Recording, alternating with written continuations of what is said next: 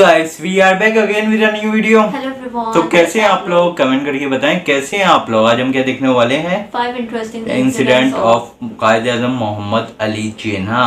बहुत ज़्यादा रिक्वेस्ट आ रही थी कायद-ए-आज़म मोहम्मद अली जिन्ना की कोई वीडियो करे। हमने कहा देखते हैं इंटरेस्टिंग फैक्ट इनके क्या है। इंसिडेंट फैक्ट नहीं, इंसिडेंट उनके साथ कोई हुए थे, वो इंटरेस्टिंग इंसिडेंट देखते हैं। और इस वीडियो का लिंक आपको डिस्क्रिप्शन में मिल जाएगा, जाके वीडियो उधर भी देख लें, उनको भी सब्सक्राइब कर लें। देखते हैं कायद-ए-आज़म मोहम्मद अली जिन्ना की लाइफ में क्या क्या हुआ था है, और वीडियो लिंक डिस्क्रिप्शन में है। We go. नॉलेज फैक्ट्री को लाजमी सब्सक्राइब करना आप लोगों ने, लिंक डिस्क्रिप्शन में। आउज़ु बिल्लाहि मिनश शैतानिर रजीम, बिस्मिल्लाहिर रहमानिर रहीम। नॉलेज फैक्ट्री के दोस्तों अस्सलाम वालेकुम। नाज़रीन इकराम, दुनिया में बहुत कम लोग ऐसे होते हैं जो दुनिया का नक्शा बदल कर रख देते हैं, और बानी पाकिस्तान मोहतरम कायद-ए-आज़म मोहम्मद अली जिन्ना रहमतुल्लाह अलैह, इनका शुमार ऐसी ही गोहरे नायाब शख्सियात में होता है जो अपने काम से दूसरों के लिए मशअले राह का फरीज़ा सर अंजाम देते हैं। मसलन कायद-ए-आज़म मोहम्मद अली जिन्ना जब लंदन यूनिवर्सिटी में तालीम हासिल कर रहे थे तो एक अंग्रेज़ प्रोफेसर पीटर इनसे शदीद नफरत करता था। एक दिन प्रोफेसर डाइनिंग रूम में लंच कर रहा था तो जिन्ना भी अपनी ट्रे लेकर इसी टेबल पर बैठ गए। प्रोफेसर को अच्छा ना लगा और इसने जिन्ना से कहा, क्या आपको नहीं पता कि एक परिंदा और सूर साथ बैठकर खाना नहीं खा सकते? जिन्ना ने पूरी इत्मीनान लहजे में जवाब दिया कि परेशान ना हो, I should fly to another table, यानी मैं यहाँ से उड़कर दूसरी मेज पर बैठ जाता हूँ। खुद जिन्ना के इस हाजिर जवाबी पर प्रोफेसर को बहुत गुस्सा आया और इसने इंतकाम लेने का फैसला कर लिया। अगले ही दिन प्रोफेसर ने जिन्ना से सवाल किया कि अगर तुम्हें रास्ते में 2 बैग मिलें, एक में दौलत और दूसरे में दानाई हो, तो तुम किसको उठाओगे? जिन्ना ने बगैर किसी हिचकिचाहट के जवाब दिया कि दौलत को। कायद-ए-आज़म मोहम्मद अली जिन्ना के इस जवाब पर प्रोफेसर ने तंजिया मुस्कुराहट के साथ ये जवाब दिया कि मैं तुम्हारी जगह होता तो दानाई वाले बैग को उठाता। जिन्ना साहब ने मुस्कुराकर जवाब दिया कि हर इंसान वही चीज़ चाहता है जो इसके पास नहीं होती। नॉलेज फैक्ट्री के दोस्तों, इसके अलावा वकालत में भी कायद-ए-आज़म मोहम्मद अली जिन्ना के कुछ उसूल थे जिनसे वो तजावुज़ नहीं करते थे। मसलन एक ताजर एक मुकदमा लेकर आपके पास हाजिर हुआ और कहा कि मैं चाहता हूं कि आप इस मुकदमे में मेरी वकालत करें। इस ताजर ने कायद-ए-आज़म मोहम्मद अली जिन्ना से इनकी फ़ीस पूछी तो आपने फरमाया, मैं मुकदमे के हिसाब से नहीं, दिन के हिसाब से फ़ीस लेता हूँ। मुवक्किल ने दरियाफ्त किया, कितनी फ़ीस? कायद-ए-आज़म मोहम्मद अली जिन्ना ने जवाब दिया कि 500 रुपये फ़ी पेशी। मुवक्किल ने कहा कि मेरे पास इस वक्त 5000 रुपये है, आप 5000 रुपये में मेरा मुकदमा लड़ें।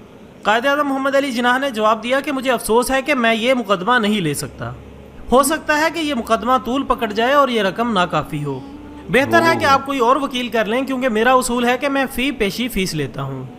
चुनांचे कायद-ए-आज़म मोहम्मद अली जिन्ना ने अपनी शर्त पर मुकदमा लड़ा और अपनी फरासत से मुकदमा 3 पेशियों में ही जीत लिया। 3 पेशियों और फीस के सिर्फ 1500 रुपए वसूल। 1500 रुपए। ताजर ने इस कामयाबी की खुशी में पूरे 5000 रुपए पेश करना चाहे तो कायद-ए-आज़म मोहम्मद अली जिन्ना ने जवाब दिया, मैंने अपना हक ले लिया है, और जायद रकम लेने से इनकार कर दिया।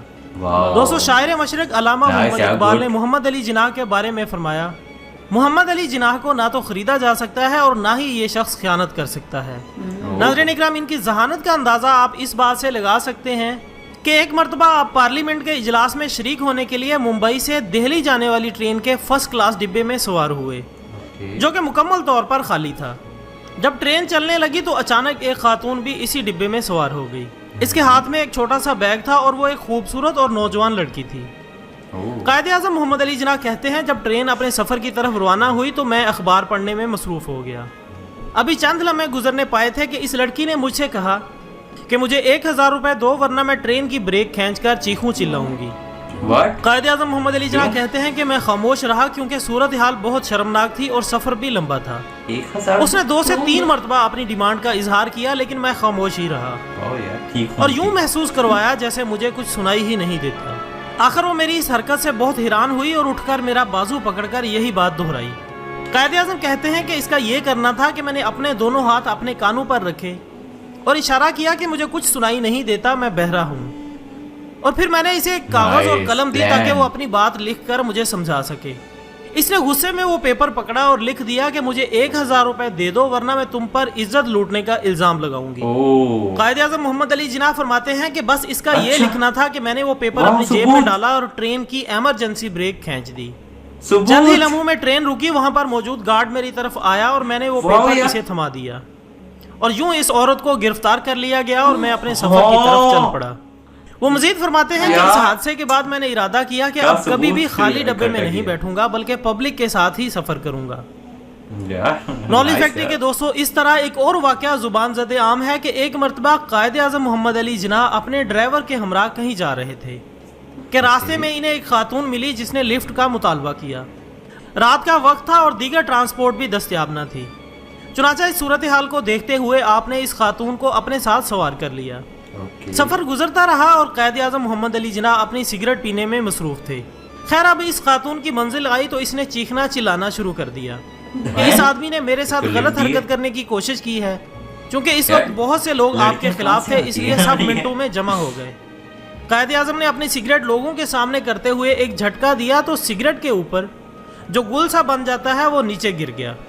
تب آپ نے فرمایا کہ اگر میں نے اس خاتون کے ساتھ زیادتی کرنے کی کوشش کی ہوتی تو ابھی تک اس سگریٹ کے اوپر یہ گل نہ ہوتا بلکہ زور زبردستی کی وجہ سے گر جاتا، لیکن یہ میری شرافت کا ثبوت ہے کہ میں نے کچھ نہیں کیا۔ اس کے بعد آپ اپنی گاڑی میں سوار ہوئے اور وہاں سے چلے گئے۔ نولی فیکٹری کے دوستوں، وہ ایک ایسے لیڈر تھے جن کی دیانتداری کا یہ عالم تھا کہ ایک بار قائد اعظم محمد علی جناح سفر کر رہے تھے اور سفر کے دوران انہیں یاد آیا کہ غلطی سے ان کا ریل ٹکٹ ملازم کے پاس رہ گیا ہے اور وہ بلا ٹکٹ سفر کر رہے ہیں۔ جب وہ اسٹیشن پر اترے تو ٹکٹ ایگزامینر سے ملے اور اس سے کہا کہ چونکہ میرا ٹکٹ ملازم کے پاس رہ گیا ہے اس لیے دوسرا ٹکٹ دے دیں۔ ٹکٹ ایگزامینر نے کہا کہ آپ 2 روپے مجھے دے دیں اور پلیٹ فارم سے باہر چلے جائیں۔ قائد اعظم محمد علی جناح یہ سن کر طیش میں آ گئے اور انہوں نے کہا کہ تم نے مجھ سے رشوت مانگ کر قانون کی خلاف ورزی کی ہے۔ بات اتنی بڑی کہ لوگ اکٹھے ہو گئے۔ ٹکٹ ایگزامینر نے لاکھ جان چھڑانا چاہی لیکن قائد اعظم اسے پکڑ کر اسٹیشن ماسٹر کے پاس لے گئے۔ بالآخر ان سے رشوت طلب کرنے والا قانون کے شکنجے میں آ گیا۔ نولی فیکٹری کے دوستوں، محمد علی جناح وہ لیڈر تھے جن کے بارے میں انگریزوں نے بھی کہا تھا کہ اگر ہمیں پتا ہوتا کہ قائد اعظم محمد علی جناح کو اتنی بڑی بیماری ہے تو ہم کبھی بھی پاکستان نہ بننے دیتے، کیونکہ قائد اعظم محمد علی جناح نے آخری وقت تک اپنی بیماری کو پوشیدہ رکھا تھا۔ ان کو معلوم تھا کہ اگر میری بیماری کا ہندوؤں اور انگریزوں کو پتہ چل گیا تو ہندوستان کی تقسیم کو انگریز مؤخر کر دیں گے، اس لیے انہوں نے مرنے سے پہلے اپنے ڈاکٹر سے کہا کہ پاکستان ہرگز وجود میں نہ آتا اگر اس میں فیضان نبوی صلی اللہ علیہ وآلہ وسلم شامل نہ ہوتا۔ خواتین حضرات، امید ہے کہ آپ کو ہماری آج کی کوشش اچھی لگی ہوگی اور آپ کے علم میں بھی اضافہ ہوا ہوگا۔ اگر آپ چاہتے ہیں کہ ہم اس ویڈیو کا اگلا حصہ بھی بنائیں، اب تک کی اور کیا دماغ ہے ان کے پاس، انہوں نے مطلب کہ اگر وہ ایکٹنگ نہیں کرتے نا وہ لڑکی پھنسا سکتی تھی ان کو، لیکن انہوں نے کیا دماغ لگا کے کہا کہ میں بیٹھ رہا ہوں لکھ کے دو، لکھنا جیسی ہوا انہوں نے ثبوت اپنے پاس رکھ لیا۔ اور یہ بہت ہی کلیور ہے یار، اور وہ سگریٹ کا بھی کتنا کلیور تھا یار، بہت یار، واہ یار، دماغ بہت ہی تھا، لوئل اور مطلب کہ ایماندار تھے، اور مطلب کہ یار وہ 2 روپے میں باہر جانے دے رہے تھے لیکن پھر بھی بولا نہیں ٹکٹ دو، چلو تم اس کے پاس۔ یار مزہ آ گیا اس ویڈیو کو، بہت ہی کچھ جاننے کو ملا۔ آپ لوگ بھی کمنٹ کر کے بتائیں آپ کو کیسی لگی ویڈیو، کیسا لگا ریئیکشن۔ تو چلتے ہیں نیکسٹ ویڈیو کی طرف، ملتے ہیں نیکسٹ ویڈیو میں، تب تک اپنا خیال رکھیے۔